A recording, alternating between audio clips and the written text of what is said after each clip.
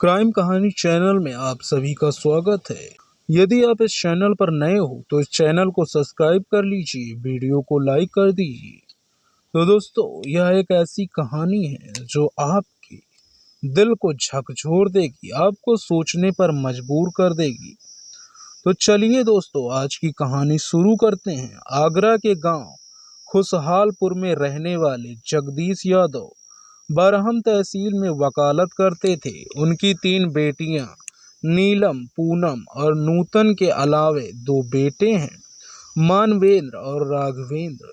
जगदीश यादव बेटे मानवेंद्र और 2 बेटियों पूनम व नीलम की शादी कर चुके थे।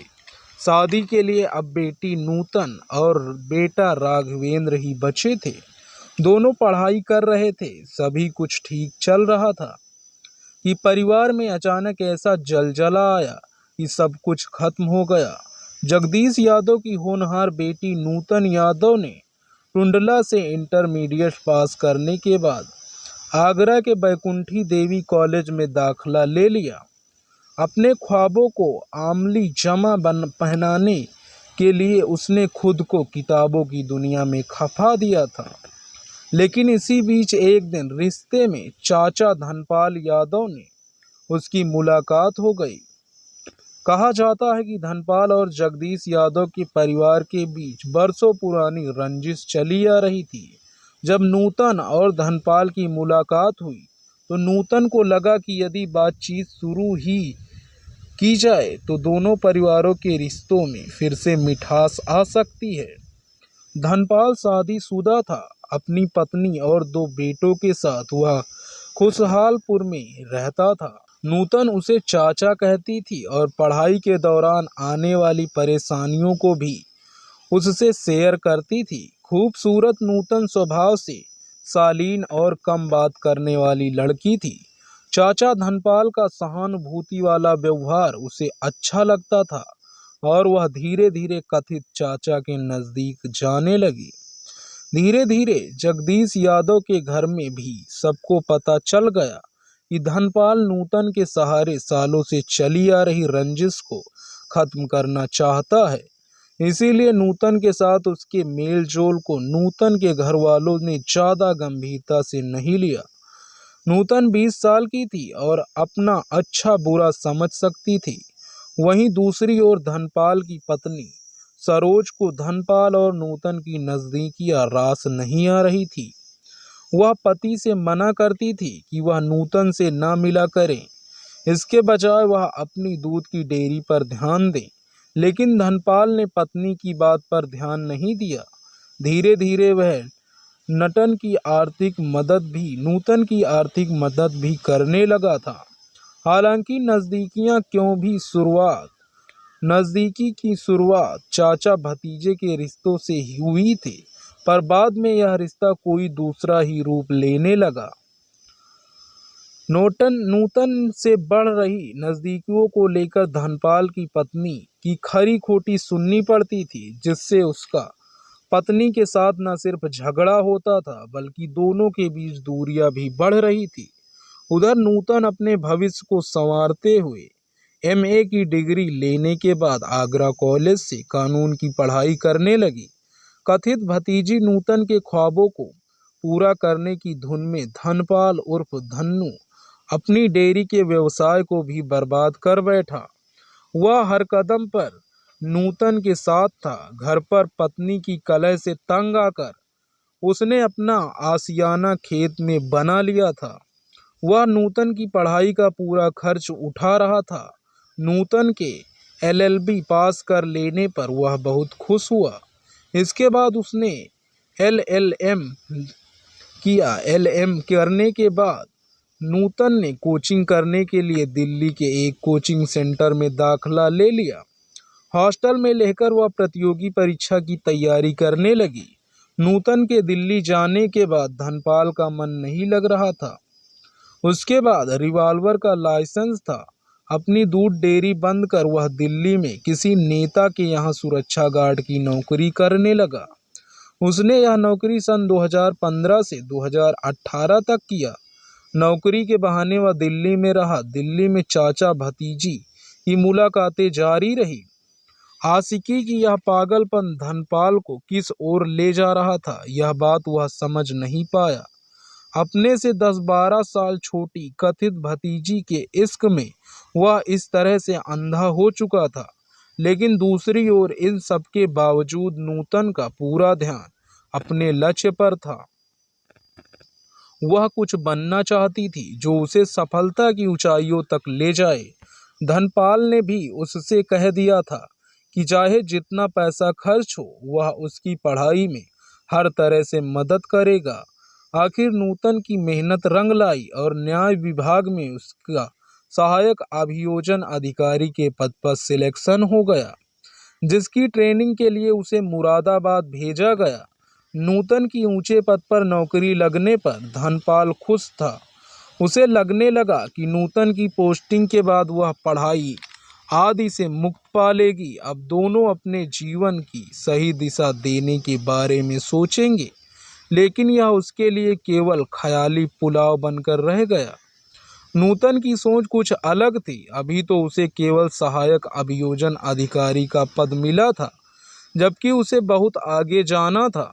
खूब लिख पढ़कर वह जज बनने का सपना देख रही थी। वह इस सच्चाई से अनभिज्ञ थी कि अधिकतर सपने टूटने के लिए ही होते हैं। ट्रेनिंग के बाद नूतन की बतौर सहायक अभियोजन अधिकारी पहली पोस्टिंग एटा जिले की थी। जलेसर कोर्ट में हुई। नौकरी मिल जाने पर नूतन और उसके परिवार के लोग बहुत खुश थे। कथित चाचा धनपाल भी बहुत खुश था। अब उसके दिल में एक कसक यह रह गई थी कि क्या नूतन समाज के सामने उसका हाथ थामेगी। धनपाल आशा निराशा के बीच झूल रहा था। उसे लगता था कि वह नूतन के साथ अपनी दुनिया बसाए और उसे सरकारी अधिकारी पत्नी का पति होने का गौरव प्राप्त होगा। पर खुशियां कब किसी की सगी नहीं होती, वह तो हवा की तरह उड़ने लगती हैं। नूतन एटा आ गई। पुलिस लाइन परिसर में उसके नाम एक क्वार्टर अलर्ट हो गया। यह क्वार्टर महिला थाना और दमकल केंद्र से कुछ ही दूरी पर था। सरकारी क्वार्टर में आने के बाद भी धनपाल ने नूतन का पूरा ध्यान रखा। उसने घर की जरूरत का सारा सामान उसके क्वार्टर पर पहुंचा दिया। वह भतीजी के साथ क्वार्टर में रह तो नहीं सकता था, लेकिन वहां उसका आना जाना बना रहा।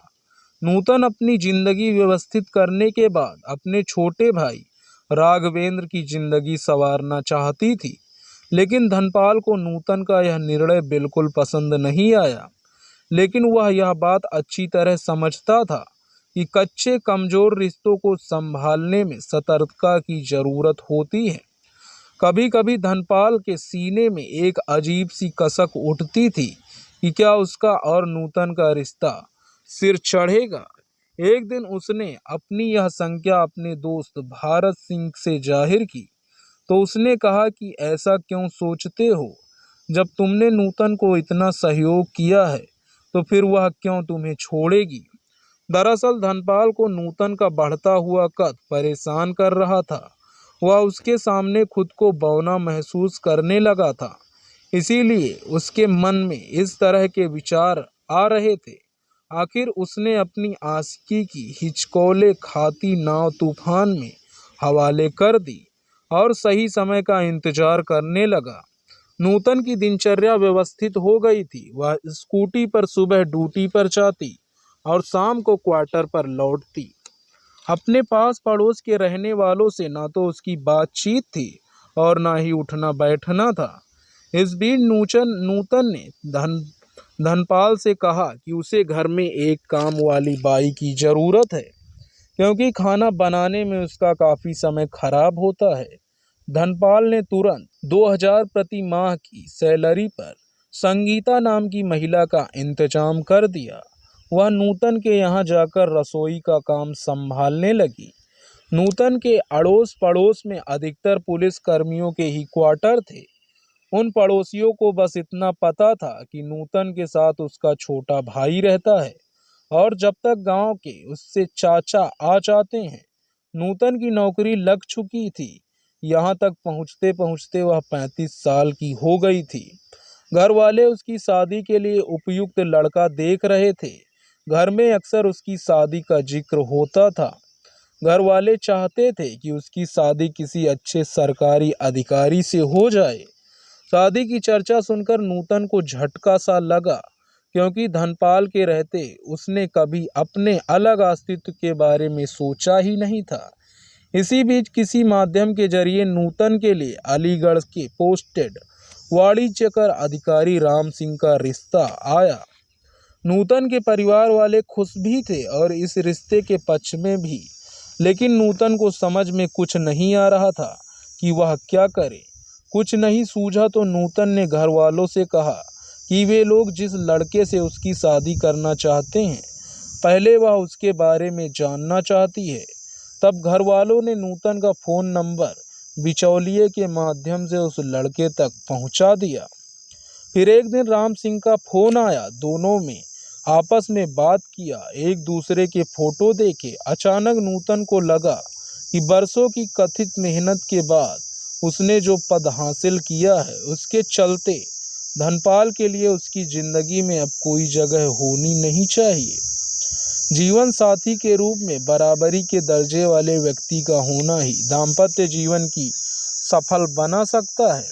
उसने महसूस किया कि अब तक जो कुछ उसके जीवन में चल रहा था वह केवल एक खेल था, लेकिन इस खेल के सहारे जीवन तो कट नहीं सकता।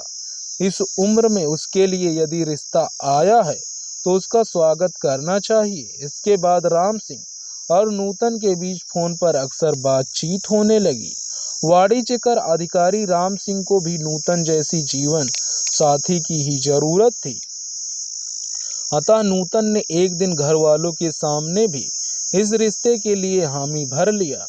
एक दिन धनपाल जब नूतन के आवास पर उससे मिलने आया तो नूतन ने कहा, बिना सोचे समझे मुंह उठाए चले आते हो। जानते हो, अगर आसपास रहने वाले लोगों को शक हो गया तो मेरी कितनी बदनामी होगी।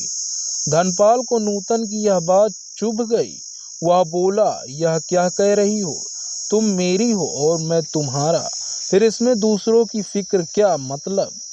या तो नूतन ने टालते हुए की गरज से कहा। धनपाल को लगा कि नूतन के मन में कुछ है जो वह जाहिर नहीं कर रही है। उस दिन के बाद नूतन ने धनपाल से दूरी बनानी शुरू कर दी। उसने उसको फोन भी उठाना बंद कर दिया।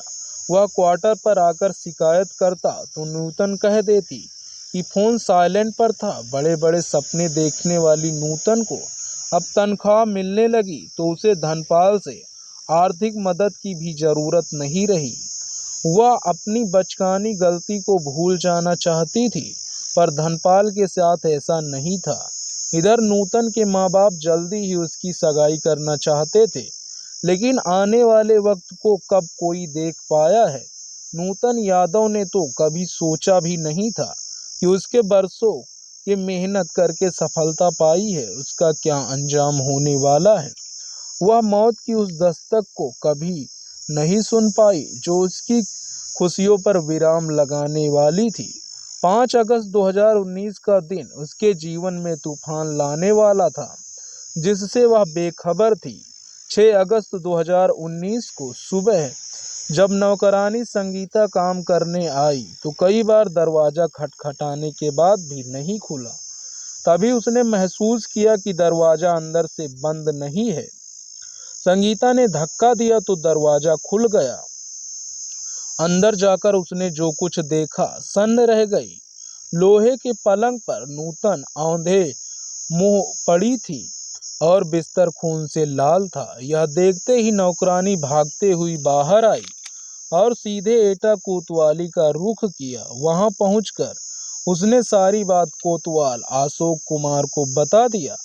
कत्ल की बात सुनकर कोतवाल मेन फोर्स के साथ मौके पर पहुंचे। उन्होंने अपने उच्च अधिकारियों को भी इस घटना की सूचना दे दी। सूचना मिलते ही मौके पर SSP Swapnil Mamgain, SP Sanjay Kumar, SP Rahul Kumar घटना स्थल पर पहुंच गए। फॉरेंसिक टीम और डॉग स्क्वाड टीम भी मौके पर पहुंच गई। पुलिस ने लाश का निरीक्षण किया तो पता चला कि एपीओ नूतन यादव बड़ी बेरहमी से मारा गया था। मौके पर पुलिस को 5 खोखे मिले। मृतिका का चेहरा और शरीर क्षत विक्षत था। पुलिस को मृतका का मोबाइल वहीं पड़ा मिल गया। आसपास पूछताछ करने पर लोगों ने बताया कि संभवतः गोली चलने की आवाज़ कलरों की आवाज़ में दब गई, इसीलिए किसी को भी घटना का पता नहीं चला। घटनास्थल का निरीक्षण करने के बाद पुलिस को लगा कि हत्यारा नूतन को मारने के इरादे से ही आया था, क्योंकि क्वार्टर का सारा सामान ज्यों का त्यों था। ऐसा लग रहा था कि कोई परिचित रहा होगा जिसने बिना किसी विरोध के घर में पहुंचने के बाद न्यूटन की हत्या की और वहां से चला गया। घटना की सूचना मिलने पर देर रात मृतका के परिजन भी वहां पहुंच गए। उन्होंने वहां पहुंचते ही चीख चीख कर धनपाल पर अपना शक जताते हुए बताया कि धनपाल इस बात से नाराज था कि नूतन शादी करने वाली थी। परिजनों की बातचीत से स्पष्ट हो रहा था कि मृतका और धनपाल के बीच नजदीकी संबंध थे, इसीलिए धनपाल शादी का विरोध कर रहा होगा और न मानने पर उसने नूतन की हत्या कर दी होगी। घर वालों ने धनपाल के अलावा उसके दोस्त भारत सिंह पर भी अपना शक जताया। पुलिस भारत सिंह और धनपाल की तलाश में लग गई। अगले दिन पोस्टमार्टम रिपोर्ट आई तो पता चला कि हत्यारे ने नूतन की हत्या बड़े ही नृशंस तरीके से की थी। उसने मृतका के मुंह में रिवॉल्वर की नाल घुसा करके 3 गोलियां चलाई और 2 शरीर के अन्य हिस्सों में मारी। पुलिस ने भारत सिंह और धनपाल के मोबाइल फोन सर्विलांस पर लगा दिए। नूतन के फोन की भी कॉल डिटेल्स खंगाली गई तो पता चला कि घटना वाली रात को भी एक फोन कॉल देर तक आती रही थी। जांच में पता चला कि नूतन उस नंबर पर घंटों बात करती थी। जांच में वह नंबर अलीगढ़ के वाणिज्यकर अधिकारी राम सिंह का निकला। अभियुक्तों की गिरफ्तारी के लिए पुलिस ने उसके घर दबिश डाली, लेकिन वे नहीं मिले तो पुलिस ने पूछताछ के लिए धनपाल की पत्नी सरोज और श्यामवीर व उसके साले के बेटे को हिरासत में ले लिया। थाने लाकर उनसे पूछताछ की गई तो उनके अभियुक्तों के बारे में जानकारी नहीं मिली। इसके बाद उन्हें छोड़ दिया गया। 10 अगस्त को पुलिस ने मुखबिर की सूचना पर माया पैलेस चौराहे से भारत सिंह को हिरासत में ले लिया। उससे पूछताछ में धनपाल और नूतन संबंधों की बात खुलकर सामने आई। भारत सिंह ने बताया कि नूतन के कत्ल में उसका कोई हाथ नहीं है। धनपाल की गिरफ्तारी के लिए पुलिस ने उससे सभी ठिकानों पर छापे मारे, यहाँ तक कि दिल्ली तक में उसकी तलाश की गई। आखिर 12 अगस्त को पुलिस ने धनपाल को गांव बरौना, थाना हरदुआगंज, अलीगढ़ में उसके रिश्तेदार के घर से दबोच लिया। थाने में उससे पूछताछ की गई। धनपाल के चेहरे पर अपनी प्रेयसी की हत्या का जरा भी दुख नहीं था। पुलिस के सामने उसने अपना गुनाह कबूल कर लिया और कहा कि नूतन की बेवफाई ही उसकी मौत का कारण बनी। जिस नूतन के लिए उसने अपना घर, बीवी, बच्चे सब उसके कहने पर छोड़ दिए थे, उसकी पढ़ाई पूरी कराने के लिए उसने अपनी दूध की डेयरी तक खपा दी। उस पर लाखों रुपए का कर्ज चढ़ गया। नौकरी ले लेने के बाद वह बदल गई। धनपाल ने बताया कि जब वह बीए कर रही थी तभी एक दिन आगरा के एक होटल के कमरे में उसने नूतन की मांग भरकर उसे अपना बना लिया था। नूतन के कहने पर उसने पत्नी और बच्चों को छोड़ दिया। वह उसे बेइंतहा प्यार करता था, पर वह पिछले 4 महीने से अचानक बदलने लगी थी।